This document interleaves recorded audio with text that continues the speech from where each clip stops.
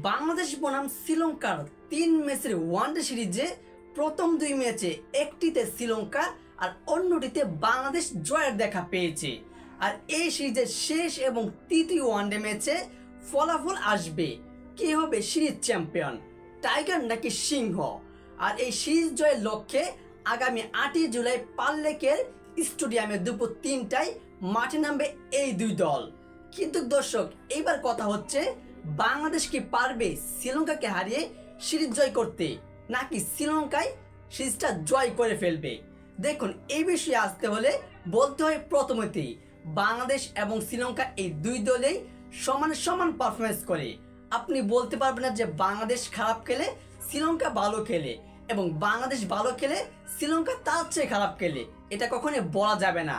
কারণ আপনি প্রথম ২ ওয়ানডে ম্যাচ দেখেন, প্রথম ওয়ানডে ম্যাচে বাংলাদেশকে ২৪৫ রানে দাগিয়ে দিয়েছিল শ্রীলঙ্কা, যেখানে বাংলাদেশ ১৬৭ রানে অল আউট হয়েছে, মাত্র ৫ রানের ব্যবধানে ৬০ উইকেট হারিয়েছে। আর শ্রীলঙ্কা প্রায় ৭৭ রানে ম্যাচটা জিতে নিয়েছে। আবার দ্বিতীয় ওয়ানডে ম্যাচে একদম উল্টো বিপরীত চিত্র, যেখানে বাংলাদেশ ২৪৮ রান টার্গেট দিয়েছিল শ্রীলঙ্কাকে, আর শ্রীলঙ্কা সেই রান চেস করতে নেমে তারা পুরোপুরি বাজে অবস্থাতেই ২৩২ রানে অল আউট হয়েছে এবং বাংলাদেশ ১৬ রানে জয় পেয়েছে। এখন বলা যাচ্ছে যে বাংলাদেশ এবং শ্রীলঙ্কা ম্যাচটা কোথায় গিয়ে দাঁড়িয়ে, কে সিরিজটা জয় করবে। তবে এখানে শ্রীলঙ্কা একটা বিষয় এগিয়ে রয়েছে আর বাংলাদেশ একটা বিষয়ে শ্রীলঙ্কার থেকে পিছিয়ে রয়েছে, সেটা হচ্ছে বাংলাদেশের ফিল্ডিং এবং শ্রীলঙ্কার ফিল্ডিং। শ্রীলঙ্কার ফিল্ডিং একদম দুর্দান্ত, শ্রীলঙ্কার ফিল্ডিং কোনো তারা মিছেই দেয় না, তো প্রত্যেকটা ক্যাচ তারা ধরতে পারে। আর অপরদিকে বাংলাদেশের ফিল্ডাররা, বাংলাদেশের উইকেট কিপার জাকির আলী অনিক, সে প্রথম ওয়ানডে ম্যাচে যে কয়টা ক্যাচ মিস করেছে এবং বাংলাদেশের ফিল্ডাররা প্রত্যেকটা দুর্দান্ত ফিল্ডিং ইজি ক্যাচগুলো তারা মিস করেছে, যার কারণে বাংলাদেশ সেই ম্যাচটা খুব কঠিনভাবে জিততে হয়েছে সহজ ম্যাচটা।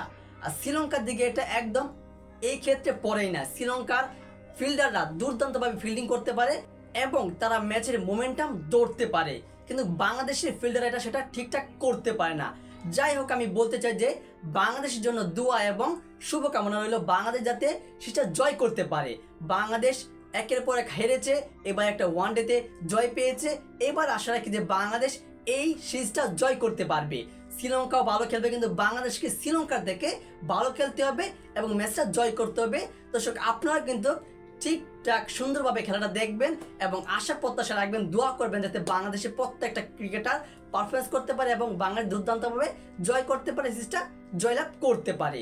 আর দর্শক, এই বিষয়ে আপনার গুরুত্বপূর্ণ মতামতটি জানিয়ে দিবেন কমেন্ট বক্সে। আর অবশ্যই ভিডিওটিতে লাইক দিয়ে চ্যানেলটি সাবস্ক্রাইব করে আমাদের পাশেই থাকবেন। ধন্যবাদ।